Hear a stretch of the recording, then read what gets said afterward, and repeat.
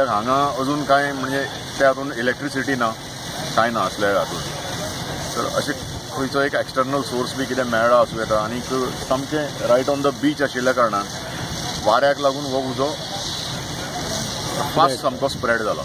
आनी बिजनेस नांबून बंद करून भितर घातलेले आमी सगळ्यांनी आनी तितून आमची व्हडी हाडली अचानकपणान रातचो येवन कितें केलें कांय समजना थोपी सगळ्या उजो पेटलो 7 थोपी आमची उरपन गेल्यो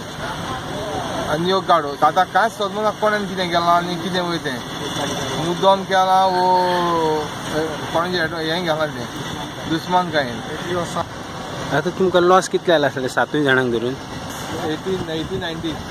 लॅक्स 80-90 लॅक्स बोटी आहले नुस्त्याच्यो एकाचे हितून 2 बोटी आहले एकाच्यान 1 बोट आहली प्लस आनी मोदेरां आहले सगळे आतां म्हणजे डिवॉट टायम आतां आमचे बंद करपाचें आनी सगळे गारो वचपाचें भुरग्यांक केन्ना फॅमिली घेवन ते टायम आमचो आतां वचपाचें म्हणजे आतां हे दुस्मान कांय घातला कोणें बरे भाशेन घाला तें कांय खबर ना.